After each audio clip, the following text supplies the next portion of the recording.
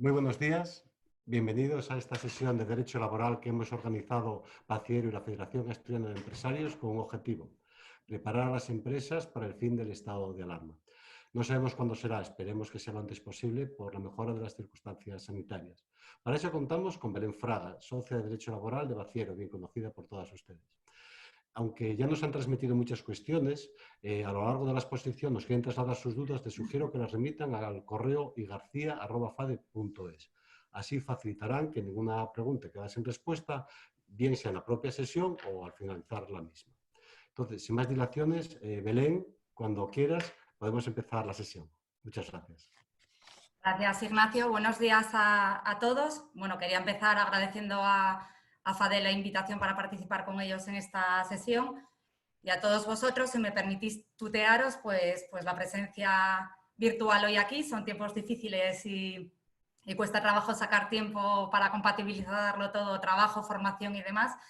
Pero bueno, yo creo que va a merecer la pena y sobre todo lo que pretendemos con esta sesión, como dice Ignacio, es ver qué puede hacer la empresa una vez que finalice el estado de alarma. Ya han pasado varias semanas desde la declaración, desde el 14 de marzo, con lo cual digamos que a día de hoy prácticamente todas las empresas ya están organizadas, bien porque han solicitado ERTEs de fuerza mayor, porque han dado vacaciones, porque han negociado con sus trabajadores, pero yo creo que muy focalizados a lo que es la situación del estado de alarma. Desgraciadamente, todo apunta a que se va a prorrogar muy probablemente hasta el 12 de mayo y lo que creo que todos conocemos es que va a haber un impacto a posteriori que va a impedir que al día siguiente de la finalización del estado de alarma se pueda empezar a funcionar con toda la normalidad que todos querríamos. Entonces, lo que vamos a tratar de analizar son las opciones que tienen las empresas una vez que llegue ese momento. Es decir, concluya el estado de alarma el 26 de abril o el 12 de mayo, ¿qué puedo hacer yo con mis empleados a partir del día 27 si desgraciadamente la normalidad no llega de la noche a la mañana, como sin duda va a ser, porque bueno, aquí la varita mágica para que al día siguiente todos volvamos al trabajo y haya una normalidad absoluta, sabemos que no va a ser así. Si os parece, voy a compartir la presentación, que va a ser un poco la guía que vamos a ir siguiendo. A ver, aquí la tengo, si no...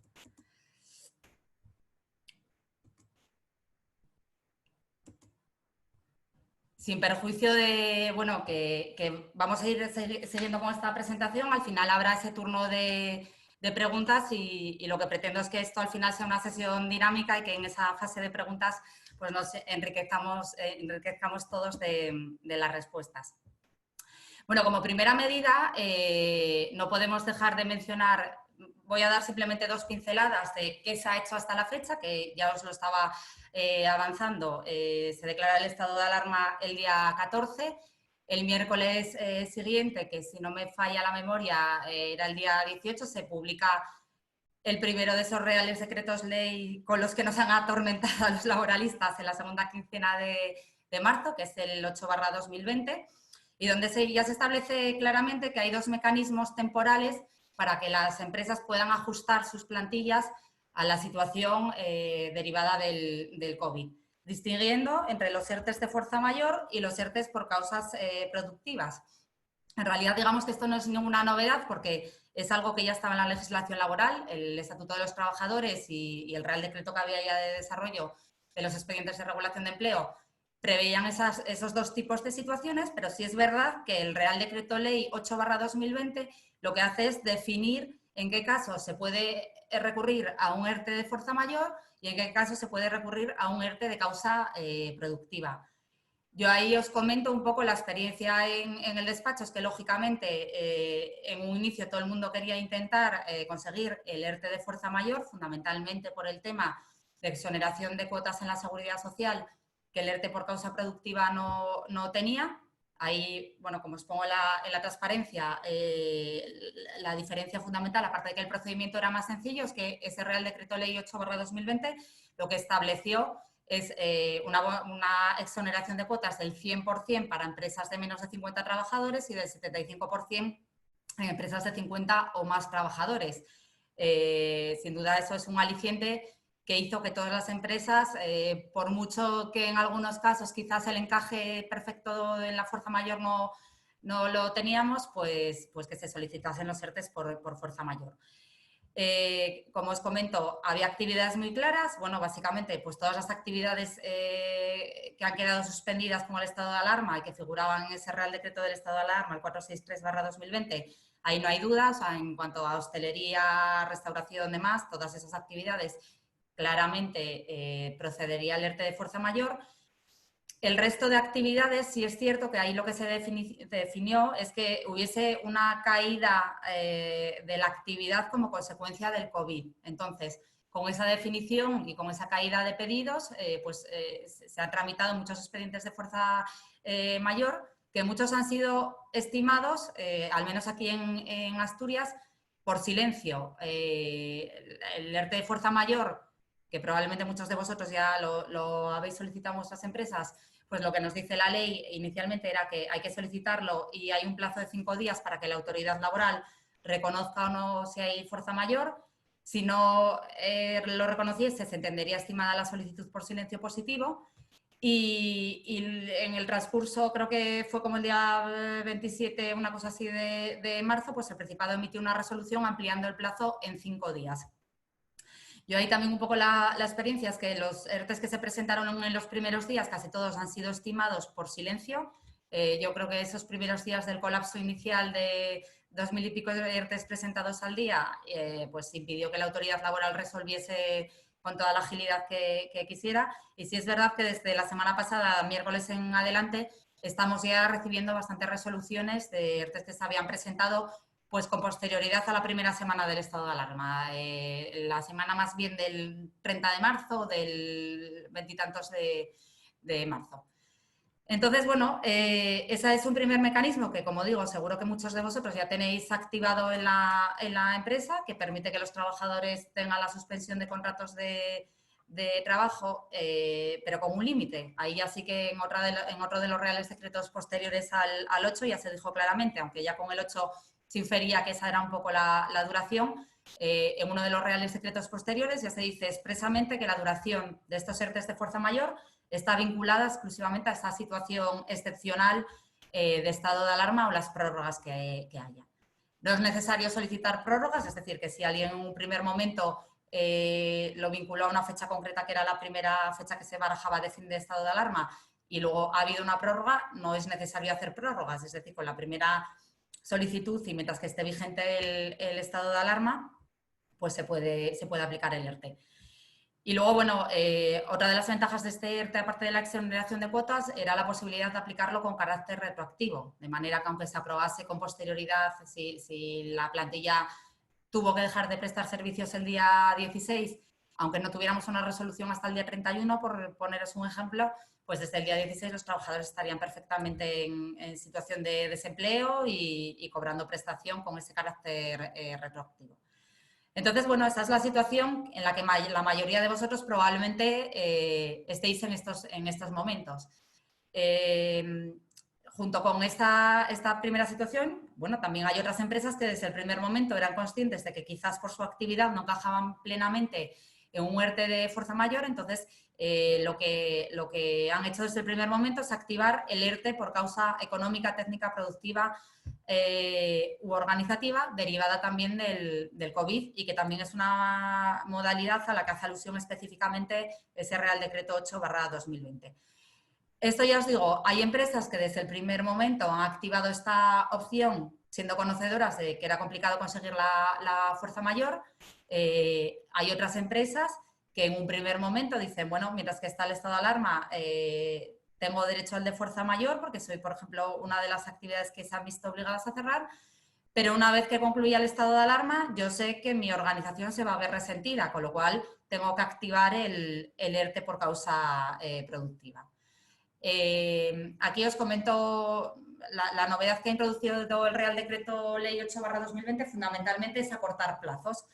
Este es un ERTE que, frente a lo que ocurre con el de fuerza mayor, que simplemente había que hacer una comunicación, bueno, no simplemente, pero en el sentido de no tener que negociar con la representación legal de los trabajadores, que muchas veces es lo que echaba para atrás a las empresas y lo que incentivó que se pidiese el fuerza mayor. El fuerza mayor se presentaba la solicitud a la autoridad laboral, un informe exhaustivo justificando la fuerza mayor y se informaba a la representación legal de los trabajadores o a los trabajadores de esa presentación. Pero no había una obligación o no hay una obligación de negociar con la representación legal de los trabajadores. Eso no es así en el ERTE productivo o económico. Ahí sí que hay una obligación de negociar con una comisión negociadora.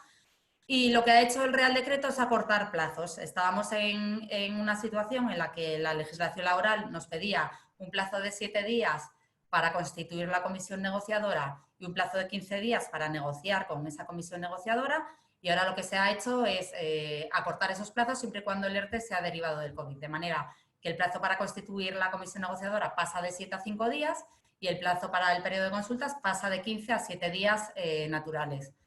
Estos plazos, en cualquier caso, son máximos, es decir, no hay que agotarlos y nada impide que en un día esté constituida la comisión negociadora y en 2 días esté negociado y acordado el ERTE. De hecho, la experiencia en estos días es que todo el mundo tiene ganas de cerrar los temas con acuerdo. La representación legal de los trabajadores se está mostrando, al menos en los casos que a mí me ha tocado, muy colaboradora y se han podido acortar estos plazos. Es decir, no me he encontrado de los ERTEs negociados por causa productiva en las últimas semanas, no me he encontrado a ninguna representación legal que haya dicho yo voy a estirar plazos y voy a agotar los 5 más 7, nos vamos a 12 y ya lo alargo todo y dificulto al empresario el cómo actuar con la plantilla, ¿vale? La comisión negociadora, en principio, si hay representación legal de los trabajadores en la empresa, pues quedará constituida por estas, es decir, por los delegados de personal o por el comité de empresa. Y si no hubiera representantes legales de los trabajadores, lo cierto es que la redacción del Real Decreto es un tanto enrevesada porque dice que habrá que constituir una comisión que prioritariamente debería de ser con los sindicatos más representativos que hayan tenido participación en la negociación colectiva del sector, es decir, que si yo soy una empresa del metal, pues debería dirigirme a UGT y a comisiones, por poner un ejemplo, que son quienes han estado en la negociación del convenio del metal. Y si no fuera posible constituir ahí la comisión negociadora, pues la promoveríamos entre la plantilla de la empresa, eligiendo a 3 personas dentro de la plantilla de la empresa, elección que la tiene que hacer lógicamente la plantilla. No los propone la empresa, sino que son los trabajadores quienes se tienen que ofrecer voluntarios y ser votados por compañeros, ¿vale? Os hago el matiz de lo de las organizaciones sindicales. Sí está puesto así en la norma, pero la verdad es que en la práctica y la propia autoridad laboral aquí en Asturias está diciendo que se puede ir directamente a la constitución de la comisión con 3 personas de la plantilla de la empresa. Por estableceros algunas pros y contras de los ERTEs por causa productiva, porque yo creo que en un primer momento las empresas se ataron al tema de exoneración de cuotas, pero sí es cierto que el productivo presenta ciertas ventajas. Esa es una desventaja, efectivamente, que en el productivo no hay bonificación de cuotas a la seguridad social y mientras que se está en esa situación hay que cotizar por los trabajadores, pero sí tiene ventajas el ERTE productivo frente al de fuerza mayor. Lo primero es que nos permite esa adaptación de la plantilla a medio plazo. Os decía, con el de fuerza mayor, la duración es necesariamente la del estado de alarma. Con el ERTE productivo no tenemos un término final establecido legalmente. Con lo cual, hay empresas que lo están planteando, pues, por ejemplo, por 3 meses, porque es evidente que yo creo que el primer semestre o bueno, hasta el verano vamos a estar en una situación de mucha incertidumbre y con la actividad productiva bastante tocada. Hay gente que ha querido ser pues más prudente aún y lo ha planteado por 6 meses. Y yo por el momento de los que he hecho por causas productivas, digamos que la duración máxima que se ha pactado son 6 meses, porque no debemos dejar de lado que tienen que ser causas que guarden relación con el COVID, con lo cual parece que irse más allá de 6 meses, bueno, pues que sea un poquito más largo plazo, ¿no? Y que no habría a lo mejor una vinculación tan directa. Pero sí es cierto que no tenemos una limitación temporal legal, entonces eso permite dar flexibilidad a las empresas y poder ir acompasando pues, la situación de su plantilla a cómo vaya evolucionando la producción una vez que acabe el estado de alarma. Y luego hay un punto que es importante y que por fin lo ha aclarado recientemente la Dirección General de Trabajo, bueno, pues en unas respuestas que han salido recientemente, el 7 de abril y el 11, a unas consultas que había planteado la COE, que es el tema del compromiso del mantenimiento del empleo que exige el Real Decreto Ley 8/2020, que por la redacción un tanto equívoca, si es cierto que estos reales decretos se han publicado con tanta celeridad, yo creo que tienen deficiencias técnicas a la hora de redactarse. Entonces, surgen muchas dudas y hay muchas lagunas que hay que interpretar. Y una de estas era si ese compromiso de mantenimiento del empleo durante 6 meses, que preocupaba mucho a las empresas, también se exige en los ERTEs productivos.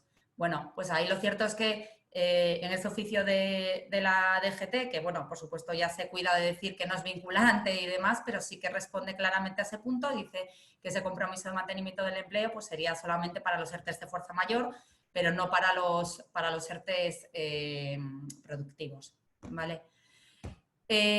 Aquí, bueno, pues como os decía, hay que abrir un periodo de consultas con la representación legal de los trabajadores, hay que aportar más documentación que la que se aporta en un ERTE de fuerza mayor, documentación que hay que darles copia a los representantes legales de los trabajadores y que si fuera por causa productiva, pues hay que aportar una memoria y un informe técnico.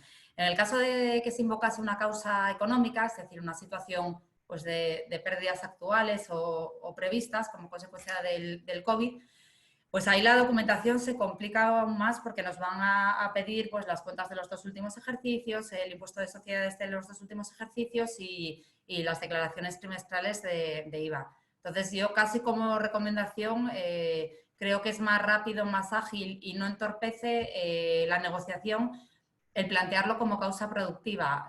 Más que nada porque, bueno, al final la causa económica puede que hasta febrero no la hubiera la empresa. Entonces, digamos que enturbia un poco la negociación el decir, oiga, usted ha dado beneficios en los 2 últimos ejercicios y ahora me está planteando este ERTE. Yo lo veo, aunque haya previsión de pérdidas para este año, digamos que lo veo más complicado de entender causalmente para la representación legal de los trabajadores y veo pues más sencillo, más claro el productivo, en el que además habrá que aportar esa memoria y ese informe técnico, pero no toda la documentación económica que os acabo de comentar. Hay que ser conscientes de que en el productivo, aunque no sea un imperativo legal, pero sí es cierto que al abrirse esa negociación puede ser que los representantes legales de los trabajadores pidan alguna concesión para firmar el acuerdo, mientras que se está en esa situación de ERTE, pues no hay devengo de vacaciones ni de pagas extraordinarias. Entonces, es relativamente frecuente que se pida pues, un complemento, por ejemplo, de las vacaciones que se dejan de devengar, de las pagas extras que se dejan de devengar o de la pérdida que va a suponer para el trabajador la diferencia entre lo que es su salario y lo que es la prestación de desempleo. Vale, yo aquí también os contaría un poco la experiencia de los que se han hecho post-coronavirus, es que tampoco se están haciendo peticiones extraordinarias. Yo creo que todo el mundo es consciente de lo extraordinario de la situación y de que toca arrimar el hombro, pero bueno, ahí ya cada uno en su organización conoce a sus representantes mejor que nadie y habrá peticiones para todos los gustos, ¿no? Pero sí que es verdad que por lo menos en los que a mí me han tocado, pues en estos días no está habiendo peticiones de complemento salarial, pues casi os diría que no y sí que, hombre, de vacaciones y de paga extra un poquito sí que se suele pedir y a lo mejor para llegar a algo intermedio te pido las 2 cosas y cerramos con el complemento de vacaciones o algo así. Y luego lo que hay que tener en cuenta también con este ERTE productivo es que no tenemos una aplicación retroactiva. Frente al de fuerza mayor, que como os decía, sí se podía aplicar retroactivamente, con lo cual, aunque no se tuviera la resolución hasta el día 30, lo podía empezar a aplicar desde que concurrió la fuerza mayor, desde el 16, el primer día hábil después del estado de alarma. En el productivo no es posible esa aplicación retroactiva. Por tanto, tenemos que esperar al primer día hábil siguiente a la comunicación a la autoridad laboral de la decisión final del empresario. Es decir, una vez concluya el periodo de consultas, sea con acuerdo o sin acuerdo, el empresario tiene que presentar un escrito en la autoridad laboral, dice la Dirección General de Trabajo, diciendo que ha concluido el periodo de consultas y que es con acuerdo o sin acuerdo con el resultado que haya sido. Entonces, a partir de ese día siguiente será cuando se podrá empezar a aplicar el ERTE. Hasta que no se haya hecho esa comunicación, pues no podemos aplicarlo. Entonces, bueno, esto es importante para la previsión, o sea, sobre todo si sois empresas de las que, por ejemplo, tenéis la situación solucionada, entre comillas, mientras que dure el estado de alarma. Ahí la recomendación sí que es que si os tenéis que plantear un productivo, pues que no lo hagáis el día que se levante el estado de alarma, sino que sea algo que ya esté hablado y negociado con la representación legal de los trabajadores con carácter previo, de manera que podáis solapar a la finalización de uno del ERTE de fuerza mayor con el inicio del ERTE productivo. Y luego otra ventaja del productivo, sin duda, es la flexibilidad, en el sentido de el hecho de que se apruebe, por ejemplo, por un periodo de 6 meses, no quiere decir que durante los 6 meses todo el mundo tenga que estar regulado, sino que ahí se puede hacer, o sea, rescatar al trabajador del ERTE en función de cómo vayan entrando los pedidos. A lo mejor la primera semana después del estado de alarma es nefasta y tengo que tener a todo el mundo regulado, pero a lo mejor se empieza luego a animar la cosa y la segunda semana después del estado de alarma me arreglo con la mitad de la plantilla y la siguiente ya necesito incorporar al 75%. Bueno, que en ese sentido es una herramienta flexible y que va a permitir a la empresa acompasar sus necesidades a cómo vaya evolucionando el mercado después de la declaración del estado de alarma. Entonces, yo os diría que como mecanismo más importante para las empresas, una vez que finalice el estado de alarma, va a ser empezar a aplicar el ERTE por causa productiva. Y el que va a permitir, bueno, pues tener más tranquilidad durante cierto tiempo, en el sentido de que es una situación que se puede prolongar unos meses y que te va a permitir, bueno, tener la herramienta activada. Si se tiene que utilizar, se utiliza, y si no, bueno, pues preventivamente ya tengo la medida para actuar en caso de que no se reactive todo como a mí me gustaría, ¿no? La segunda opción que tenemos ahí, que bueno, esto no aplicaría a todas las empresas, pero probablemente también alguna de las personas que estéis ahora escuchando el webinar o interviniendo en él, pues también se vean afectadas por esto, es el tema de la recuperación de los permisos retribuidos que se establecieron en el Real Decreto Ley 10/2020, que fue este Real Decreto Ley que se publicó domingo por la noche a las 12 menos cuarto de la noche, yo creo, y que había empresas que al día siguiente no sabían si tenían que ir a trabajar o no tenían que ir a trabajar. Bueno, en ese Real Decreto Ley lo que se estableció es que entre el 30 de marzo y el 9 de abril, o sea, un periodo de tiempo pues muy acotado, que eran 9 días laborales, aquellas empresas que no tuvieran sus actividades suspendidas, que no fueran actividades esenciales y que no tuvieran un ERTE para sus trabajadores, pues deberían de concederles un permiso retribuido durante esos días, con el objeto, porque bueno, el Real Decreto lo pone por activa y por pasiva, que la finalidad era limitar los desplazamientos durante ese periodo de tiempo para tratar de reducir la curva de contagio, ¿no? Entonces, hay empresas que se han visto obligadas a adoptar esta medida, es decir, que han cerrado, eran empresas que estaban funcionando con normalidad hasta el día, mucha industria, vamos, hasta el día 27, que no habían solicitado el ERTE porque realmente hasta el día 27 habían continuado trabajando con cierta normalidad y que se encuentran de la noche a la mañana que, pues, que el lunes 30 no podían abrir y que tienen que estar en esa situación hasta el día 9 de abril, que luego ya enlaza con la Semana Santa, ¿no? Entonces, ya os digo, serían empresas que no, de las que pudieron trabajar hasta el día 27, que no se consideraran esenciales en el anexo de ese Real Decreto Ley, porque las esenciales sí se les permitió seguir trabajando durante ese periodo temporal, y en las que no se estuviese aplicando un ERTE, porque si ya se estuviera aplicando el ERTE, los trabajadores ya no estarían prestando servicios, con lo cual ya no habría que concederles ese permiso retribuido, ¿vale? Entonces, este permiso retribuido al final no viene a ser más que una distribución irregular de la jornada. De manera que lo que supone es que esas horas que no se han trabajado durante esos días, pues tendrán que ser luego recuperadas por los trabajadores desde la finalización del estado de alarma hasta el 31 de diciembre de 2020. Es decir, a lo largo de todo este año natural, pues se podrán recuperar las horas dejadas de trabajar en esos días de permiso retribuido. Sí es verdad que la forma de recuperación a priori no se podría hacer unilateralmente, sino que sí que te habla de una negociación con la representación legal de los trabajadores. Si no hubiera representación legal de los trabajadores, entiendo que con acuerdos individuales con los trabajadores afectados podría valer, no haya que una referencia a una comisión. Y ya os digo, o sea, en realidad, bueno, cuando surgió la norma hubo mucha controversia y había quien pensaba que eran como 9 días de vacaciones que tenía que sufragar el empresario. Tampoco es que sea exactamente así, son horas que no se han trabajado y digamos que sí tienen que ser retribuidas en el mes de abril, pero son horas que luego el empresario podrá recuperar y que en épocas en las que ojalá se recupere un ritmo bueno de producción, pues se pueda tirar del trabajador para que esos días haga más horas y recupere esos días dejados de trabajar entre el 30 de marzo y el 9 de abril. Ese sería otro mecanismo con el que contaría la empresa, es decir, una vez que finalice el estado de alarma, pues aquellos que os hayáis visto obligados a dar esos permisos retribuidos recuperables, pues tenéis que ir viendo cómo se recuperan esas horas.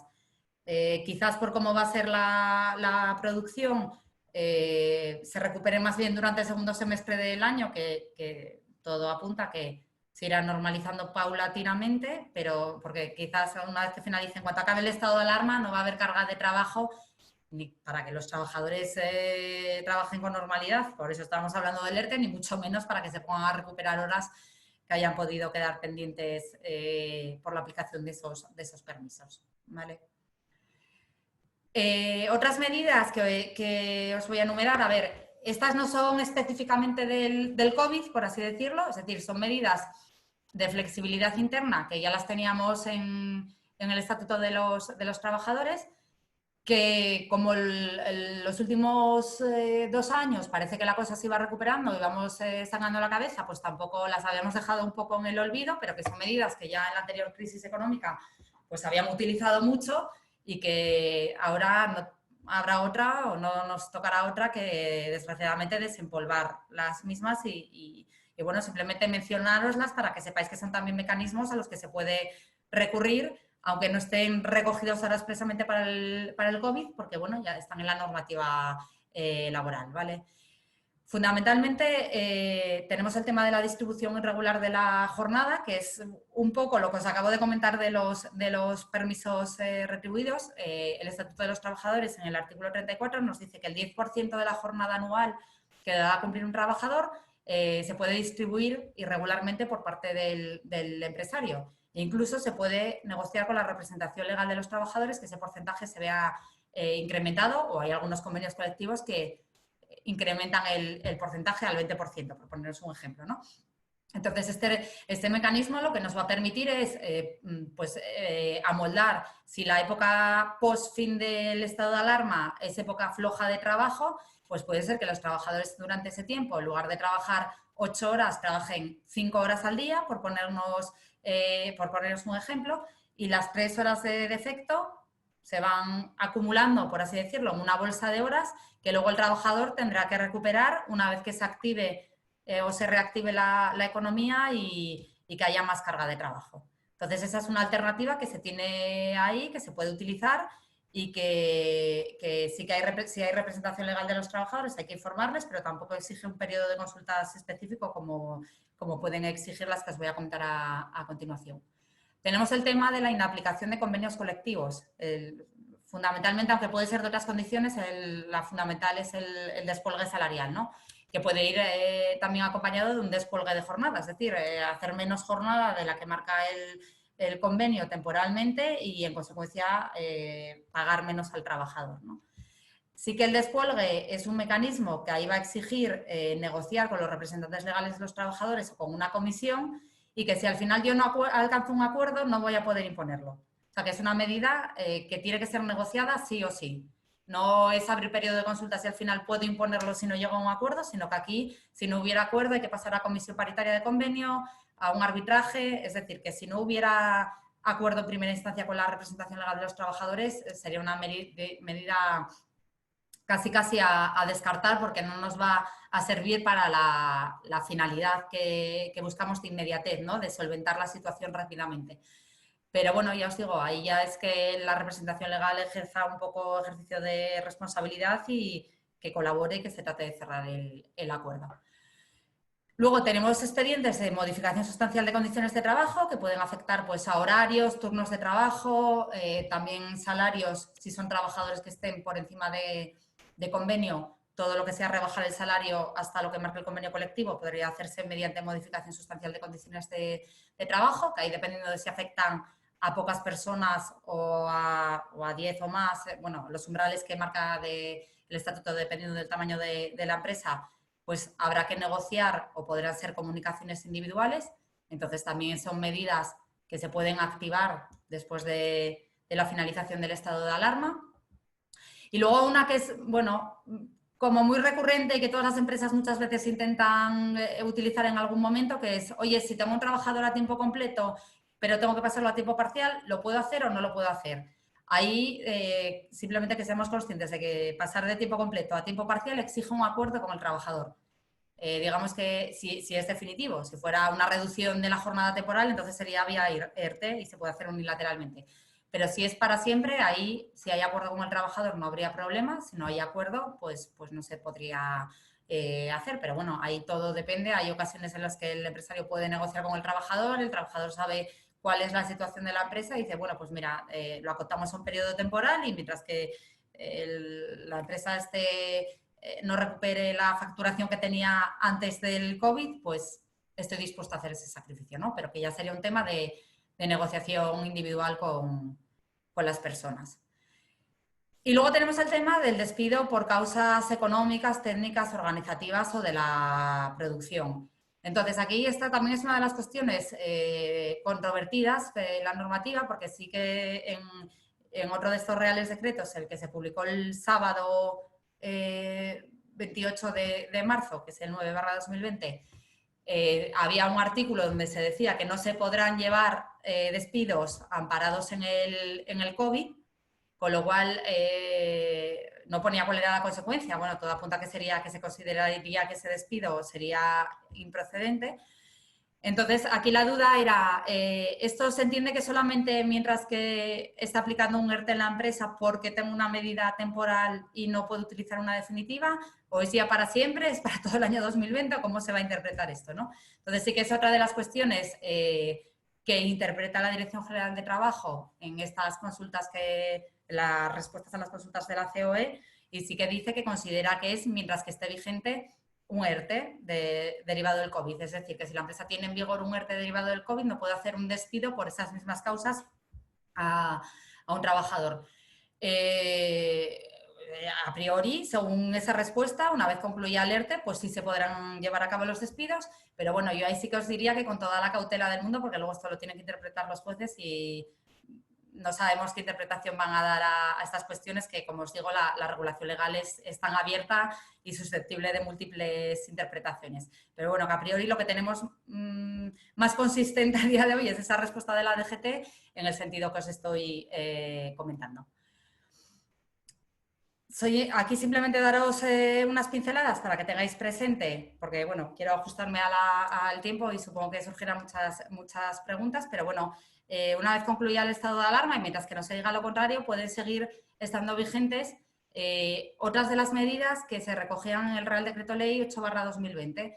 Igual que los ERTEs de fuerza mayor, sí que te dice la norma que su vigencia concluye una vez que finalice el estado de alarma, de estas medidas no se dice nada, con lo cual a priori nada impide que sigan estando en vigor y que son medidas que yo creo que también tenemos que tener en cuenta porque, por ejemplo, todo el tema vinculado a la conciliación, lo que se está oyendo por ahí es que muy probablemente los colegios no reanuden su actividad hasta septiembre, con lo cual se va a dar la situación de trabajadores que quizás tengan obligaciones de conciliación que no tenían hasta el cierre de los colegios y que el empresario, bueno, pues que tenga que ahí arrimar el hombro y tratar de facilitarle las cosas al trabajador para que pueda conciliar su situación profesional con esas cargas familiares que parece ser que no van que van a continuar, es decir, que temporalmente no van a ir en la misma línea la reanudación del trabajo con normalidad y la reanudación de los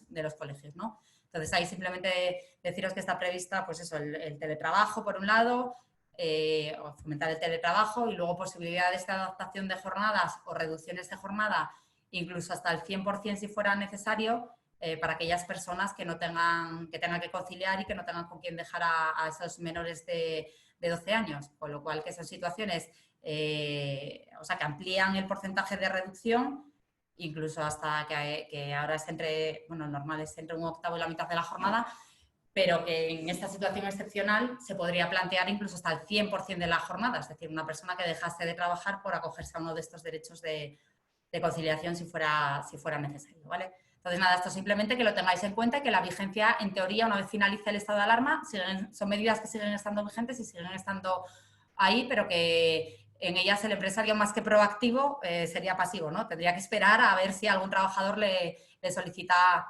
alguna de estas medidas.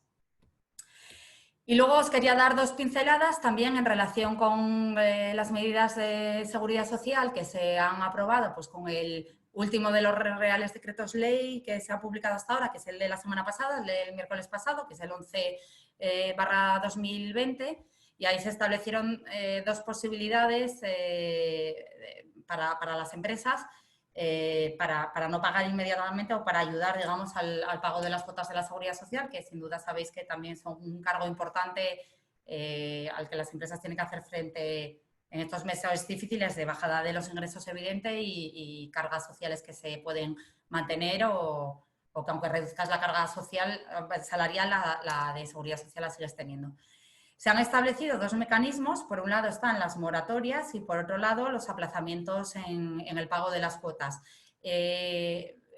Llevan plazos, por así decirlo, diferentes. Es decir, los aplazamientos nos servirían para las cuotas de marzo, abril y mayo de 2020, para 3 meses, y la moratoria sería para las cotizaciones entre abril, mayo y junio. Es decir, que si uno hubiera querido demorar el pago de las cuotas de marzo, pues tendría que haber ido ya al aplazamiento y no a la moratoria. Para las de abril se podría solicitar la moratoria. Y nada, un minuto, simplemente el aplazamiento tiene un interés del 0,5%, la moratoria no tendría interés, pero es discrecional, no está todavía pendiente de desarrollo por orden ministerial. Y en cuanto al aplazamiento, pues se han ampliado, además, hace unos días los límites, de manera que antes, para que te concedieran un aplazamiento sin garantía, las cuotas tendrían que ser como máximo de 30.000 euros y ahora han subido ese límite hasta 150.000 euros, que sin duda ayudará a las empresas a la hora de solicitar los mismos. Y básicamente estos son los mecanismos con los que se puede actuar desde el punto de vista laboral y de seguridad social. Y ahora yo creo que, si os parece oportuno, Ignacio, damos traslado al turno de preguntas e intentamos ir resolviendo lo que haya en el chat y demás. Bueno, pues estupendo. Belén, muchísimas gracias por tu clarificadora ponencia, que ha estado estupendo. Tenemos un montón de preguntas, y unas por el chat y muchas por correo, que hemos intentado agrupar. No va a ser casi posible contestar a todas las que tenemos. Hemos intentado acumular y agrupar por categorías, a ver cómo lo hacemos. En todo caso, aquellas que no lo podamos hacer ahora porque se nos extienda mucho el tiempo, lo intentaremos hacer a continuación. Tenemos varias relativas al ámbito de la suspensión de los contratos temporales, es decir, aquellos contratos temporales que estén incluidos en un ERTE de cualquiera de los dos tipos, ¿vale? Por un lado, se plantea la pregunta de si es posible poner fin al contrato temporal durante el periodo de suspensión. Y por otro lado, también hay preguntas relativas a si solamente caben los supuestos de reducción de jornada, o si solo caben los supuestos de suspensión o también caben en los supuestos de reducción de jornada. Vale.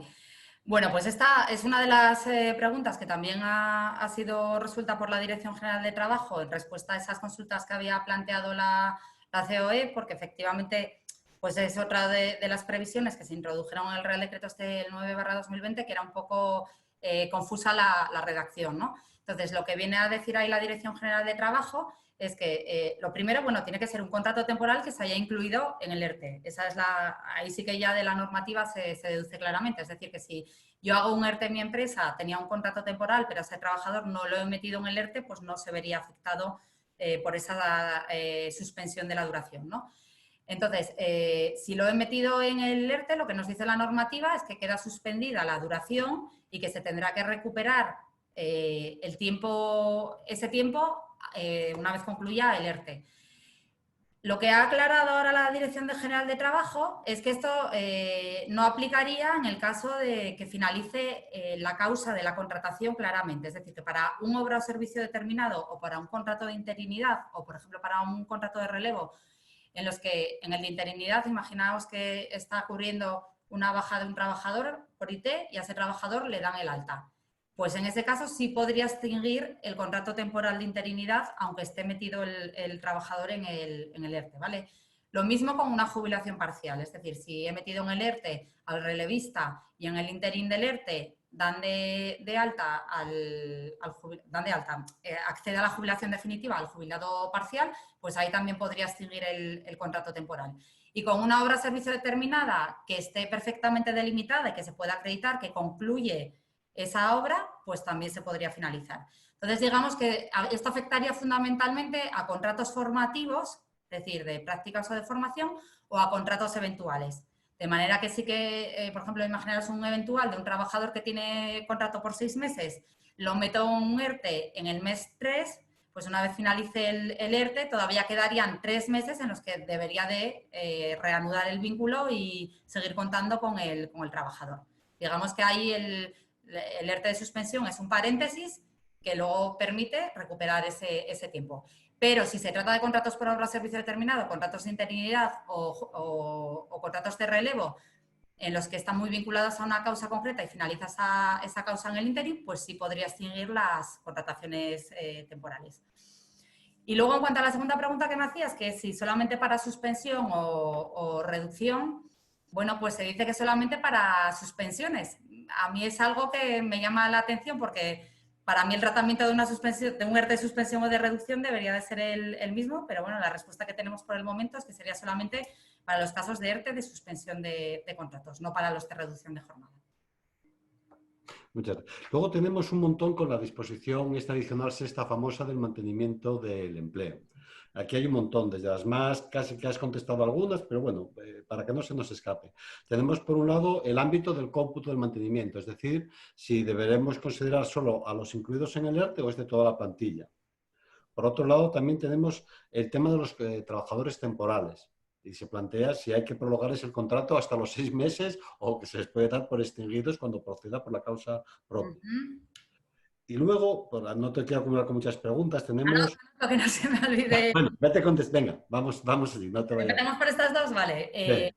Bueno, pues en cuanto a si es solamente los trabajadores afectados por el ERTE, bueno, como regla general deciros que esto también se da respuesta a estas cuestiones en esa resolución de la Dirección General de Trabajo en respuesta a las consultas de la COE, ¿no? Y ahí lo que nos dice la Dirección General de Trabajo es que afectaría solamente a los trabajadores que están incluidos en el ERTE. Es decir, que si yo soy una empresa de 100 trabajadores, meto a 50 en el ERTE y 50 están fuera del ERTE, pues el mantenimiento de la plantilla es para los 50 que están incluidos en el ERTE, no para los que se han quedado fuera, ¿no? Eso sí que lo responde bastante claro la Dirección General de Trabajo. Y en cuanto a los temporales, pues también hay una mención en el oficio de la Dirección General y ahí lo que nos dice es, bueno, pues que si hay un poco lo que os he contado para lo de la ampliación de la duración, que si realmente finaliza la causa que justificó la contratación, pues que podré extinguirlos en cualquier momento sin respetar los 6 meses. Volviendo a los ejemplos que os ponía, pues si la obra o servicio finaliza al mes de finalizar el ERTE, pues podré poner fin a la obra o servicio sin ningún tipo de problema. Y en el caso de los eventuales, pues tendré que respetar no los 6 meses, sino el periodo que haya tenido que reanudar, según lo que os acabo de comentar en la respuesta anterior. Es decir, que si me quedaban 3 meses, esos 3 meses los tengo que seguir manteniendo, pero no mantener los 6 meses a los temporales. Simplemente la duración que quedase pendiente del contrato. que será la que estuviera suspendida por haberlo metido en el ERTE, o si son obras o servicios o interinidad, pues cuando llegue la causa se esté en el contrato y no me computaría en ese mantenimiento del empleo. Tenemos una de reducción de jornada y aquí lo que se plantea es si ese mantenimiento del empleo incluye la no reducción de jornada. En este caso nos planteaba, tengo un ERTE con reducción de jornada, finaliza este ERTE, me vuelvo a mi jornada completa y luego se me plantea, ¿puedo reducir la jornada en esos 6 meses de esta persona? A ver, es otra de las cuestiones que sí se da respuesta y a priori sí. O sea, bueno, ahí lo que dice la DGT es que hay una obligación de mantenimiento, lo que significa que a posteriori se puede hacer otro ERTE de reducción de jornada o de suspensión y ahí se entenderá que hay mantenimiento de la plantilla. O sea, que lo que no puede haber son extinciones de la relación laboral, pero aunque el trabajador esté con una reducción de jornada, sigue siendo trabajador de la empresa, con lo cual a priori serviría. Ya os digo con toda la cautela. Sí, perdón. ¿Y si no fuera un ERTE? Y si no fuera un ERTE, pues yo creo que tiene que ser la misma la respuesta. Me computa, o sea, no está diciendo que tenga que ser a jornada completa, sino que el trabajador siga en plantilla de la empresa. Un poco ese es el espíritu de la respuesta de la DGT, que como os digo, luego a ver los jueces A ver, cómo lo interpretan, si es en el mismo sentido. Pero que lo mismo me tendría que servir para ERTE que una reducción que se haya hecho voluntariamente. El trabajador sigue estando en plantilla de la empresa, ¿no?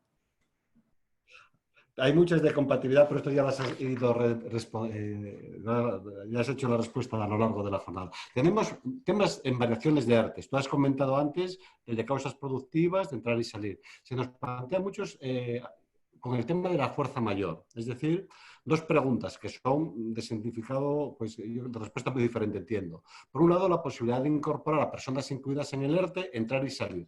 La segunda, personas que no están incluidas en el ERTE, si se pueden incorporar como una mera modificación o hay que pedir un ERTE sobre las personas que no estaban incluidas inicialmente. Vale, yo a ver, ahí os comento, no hay una previsión, o sea, hay mucha casuística que no está regulada legalmente, que todos hemos tenido que hacer, hay un ejercicio de investigación todos estos días, se han publicado muchas cosas, aparte, bueno, que de estas resoluciones de la DGT, había antes guías prácticas del Ministerio de Inspección de Trabajo y conforme a estas guías, hay una de las respuestas que está muy clara, que es la segunda que me haces, es decir, si tengo que meter a trabajadores que no he contemplado en un primer momento, ahí lo que te dice la guía del Ministerio es que hay que hacer otro ERTE, categóricamente, con lo cual ahí vale más que sobre que no que falte, digamos, es con lo que nos tenemos que quedar, ¿no? Porque en el productivo es indudable que se puede hacer, en el de fuerza mayor lo de meter y sacar, es decir,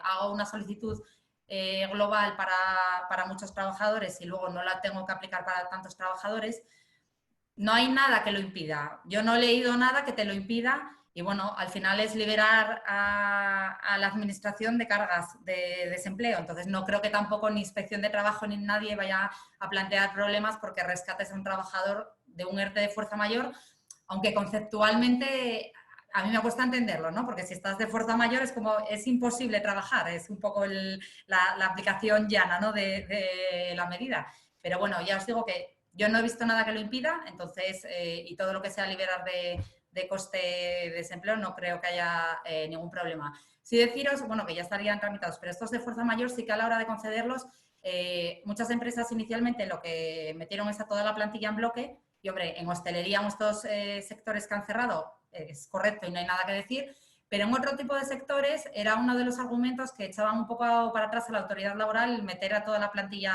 en bloque, porque el que hayas tenido una caída de actividad no significa que siempre dejar un retén de guardia, era algo que, digamos, era bien visto por la autoridad laboral a la hora de conceder la fuerza mayor. Y en aquellas actividades que se consideraba que había algún servicio esencial, sí que efectivamente planteaba algún problema. Exacto. Tenemos, por otro lado, otros en relación con ERTES de fuerza mayor y su denegación, ¿vale? Sí. Entonces, nos plantean, por un lado, que una vez no autorizado el ERTE por fuerza mayor, si es posible, hacer a la vez un recurso judicial ante la resolución de no admisión del ERTE y interponer y formular a través el inicio de la tramitación de un ERTE por causas económicas, organizativas, productivas, técnicas. Sí, aunque yo os diría que, bueno, lo primero, se puede impugnar judicialmente la resolución denegatoria de un ERTE de fuerza mayor. Hay un plazo de 2 meses, que ya es un plazo amplio de por sí, en lo que son los plazos laborales, que estamos acostumbrados a plazos muy, muy cortitos, y hay que ser conscientes de cuál es la situación de la jurisdicción ahora mismo. Estamos sin celebrar pleitos desde el 16 de marzo, con lo cual luego va a haber un colapso importante. Yo no sé qué celeridad le van a dar a esas impugnaciones de ERTE. Entonces, lo primero, sí se puede impugnar, pero es una situación que a lo mejor no tenemos una resolución hasta finales de año. Entonces, desde luego que lo que interesa es activar cuanto antes el productivo una vez que se ha denegado el de fuerza mayor. Eso, indudable. Igual que para la impugnación tienes un plazo de 2 meses para planteártelo, la recomendación es que una vez que se recibe la denegación de la fuerza mayor, pues se empieza a activar el productivo. O es más, lo comentado, hay empresas que en paralelo ya han estado trabajando en las dos posibilidades para poder activar el productivo en cuanto tengas la denegación del fuerza mayor. Ahí no hay ningún problema. Perfecto.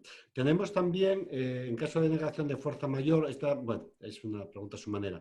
¿En qué situación se encuentra la empresa respecto a los trabajadores? Que estoy, sobre todo ahora con el plazo asturiano de los 10 días, estoy esperando, me llega el último día la denegación del ERTE de fuerza mayor y he tenido a todos los trabajadores, entre comillas, en casa. Primero, se entiende que la empresa debe abonarles el salario y ve, ¿cabe alguna posibilidad de recuperación de dicho periodo de alguna manera? Pues a ver, yo creo que sin negociación no es nada fácil la solución, ¿vale? Y nos vamos a convertir todos en Inditex, que tiene a los trabajadores en casa cobrando el salario y sin ERTE. Yo creo que imponerlo al empresario y decir estos días pues se quedan ahí no puede ser. O sea, o paga salario o lo que se podrá es negociar y que se imputen a vacaciones o que se le dé ese tratamiento de permiso retribuido, esa distribución irregular de la jornada a todo ese periodo, ¿vale? El problema es lo que tú dices, que hay veces en los que ha transcurrido mucho tiempo, entonces al final tienes que acabar regularizando 3 o 4 semanas, que no es sencillo, porque al final una semana o unos días, bueno, lo normal es que los trabajadores colaboren y no pongan ninguna pega en que esos días se le imputen a vacaciones o a recuperar esas horas. Si son semanas, la situación ya es más complicada. Entonces ahí, bueno, pues yo lo que ofrecería es una solución negociada de unos días que los asuma la empresa como salario, otros que se imputen a vacaciones y otros que sean horas recuperables como una jornada irregular. Tenemos también alguno relativo a ERTES como mecanismo posterior a la finalización de un ERTE de fuerza mayor. Tenemos ahora un ERTE para causas productivas y la idea es cómo podemos proceder para que sea lo más rápidamente posible. Es decir, yo creo que están pensando incluso a cómo solapar negociación con fin de ERTE o... Sí, eso es un poco lo que yo creo que algún apunte en la presentación lo fui haciendo, ¿no? Con el productivo, en teoría, tenemos este plazo de 5 más 7, 5 para constituir la comisión y 7 para hacer el periodo de consultas, que son periodos máximos y que no hay que agotar. Entonces, aquí la recomendación a las empresas es pues mucha conversación con el comité para tener ya todo el tema hablado y que sea documentarlo y presentarlo, o incluso tenerlo documentado por si acaso y que sea solamente decir que se presenta al día siguiente en la autoridad laboral, ¿vale? No hay ningún problema por reducir esos plazos de 5 y 7, con lo cual la DGT no nos va a poner ningún problema porque se reciba hoy resolución de denegación de fuerza mayor y mañana se presente el ERTE productivo. Entonces ahí lo ideal sería pues haber agilizado la negociación en ese periodo de espera. Lo mismo si tenemos un ERTE aprobado de fuerza mayor hasta el fin del estado de alarma y sabemos de ciencia cierta que al día siguiente vamos a tener que empezar a aplicar el productivo. Ahí la recomendación es no esperar a que finalice el estado de alarma, sino tenerlo negociado con carácter previo y luego poder presentarlo al día siguiente en la autoridad laboral. Perfecto. ¿Tenemos alguna cosina más, por ejemplo, en materia de contratos fijos discontinuos, que no iban a ser llamados a un periodo cierto?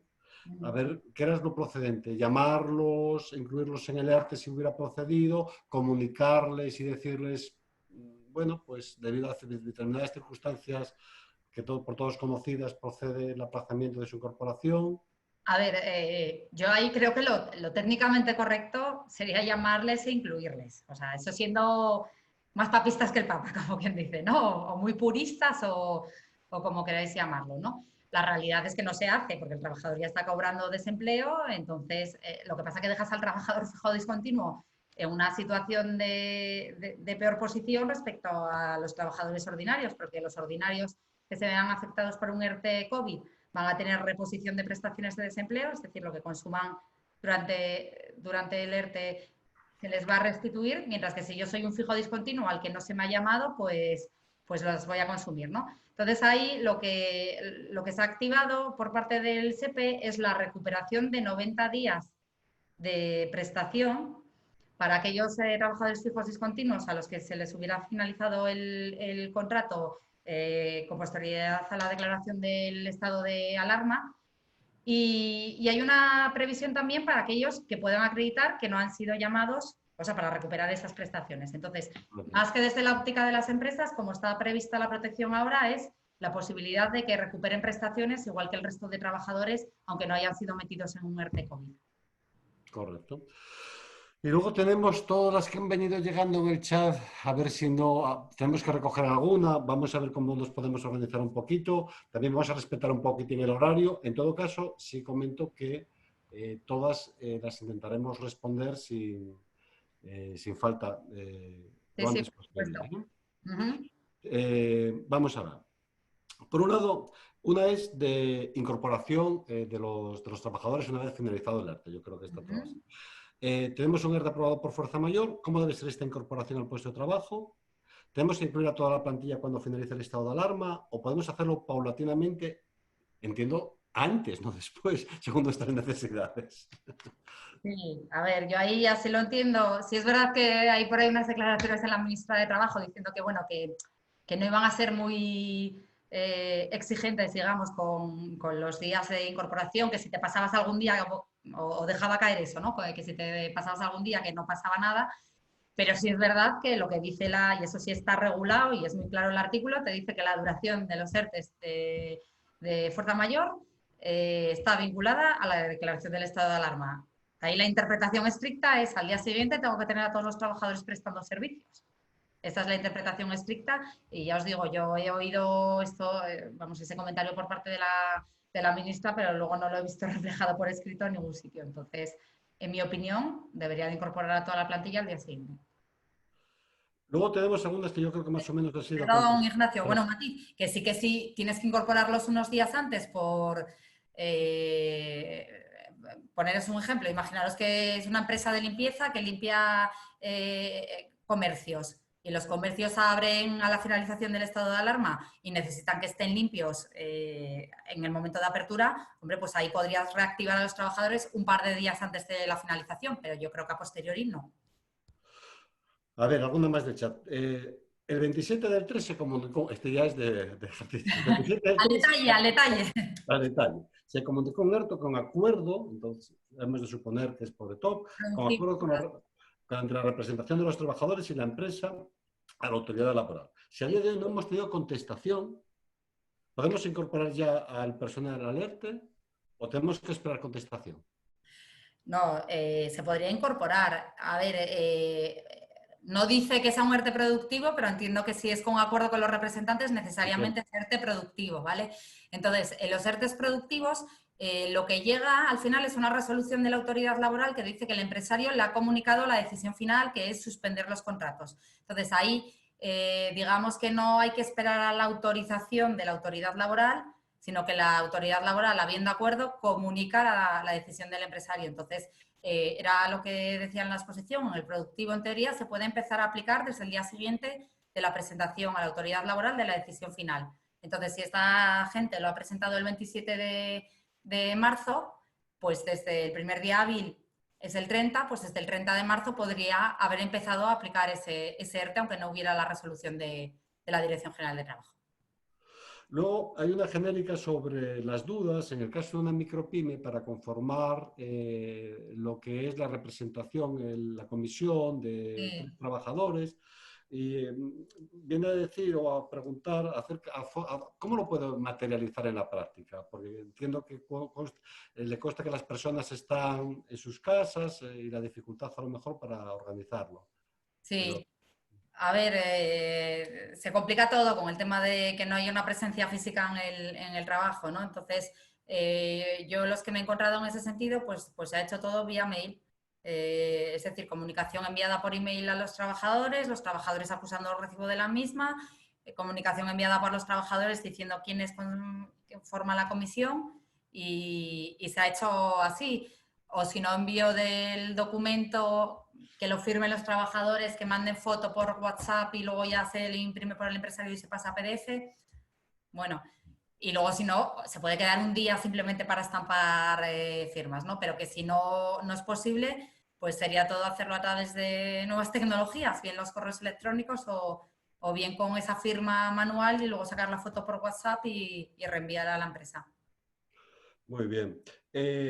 La siguiente yo creo que ya está contestada. Nos hace una reflexión también sobre la distribución irregular de la jornada, si implica algún tipo de comunicación por la obligación de consignación de la jornada diaria y que puede suponer a posteriori un exceso de jornada. Básicamente es el temor que tiene de que con posterioridad, si tienes una jornada irregular, ¿cómo te sabe la autoridad competente que tienes una distribución irregular de jornada? Hombre, ahí como todo, lo mejor es dejar rastro escrito en alguna parte. Entonces hacer, aunque sea un acuerdo muy sencillito, donde si hay representación legal de los trabajadores, quede ya plasmado, y si no con los trabajadores individualmente, que se ha llegado a ese acuerdo de distribución irregular de la jornada. Porque si no, bueno, quedas un poco vendido en el sentido de, muchas veces funcionamos con el acuerdo verbal, pero el acuerdo verbal a lo mejor puede ser 1 hora y dentro de 8 meses el trabajador te dice que no quiere recuperar las horas, ¿no? Entonces, ahí la recomendación es dejarlo por escrito, aunque sea un documento muy sencillo, pero redactar ese documento. Y luego tenemos preguntas tremendas y largas que... Bueno, con ERTE forzosos, te voy a coger las más pequeñas y luego las más largas ya, si te parece, las contestamos más, las contestas con más tiempo, porque ya son muy Perfecto. concretas, ¿eh? Vamos a ver. Algunas cortitas. ¿Con ERTE forzosos se modifican las vacaciones?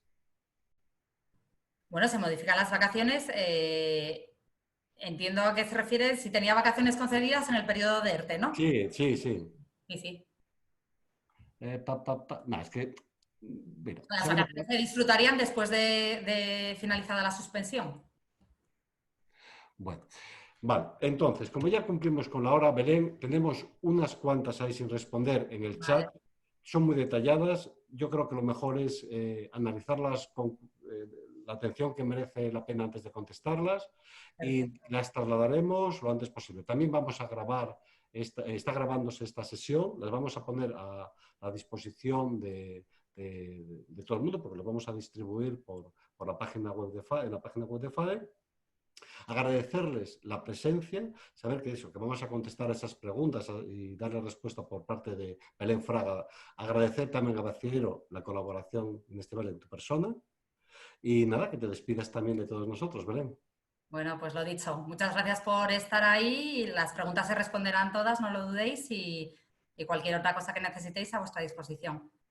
Muchas Gracias. gracias. Gracias. Hasta Venga. luego. Nos Adiós. veremos pronto.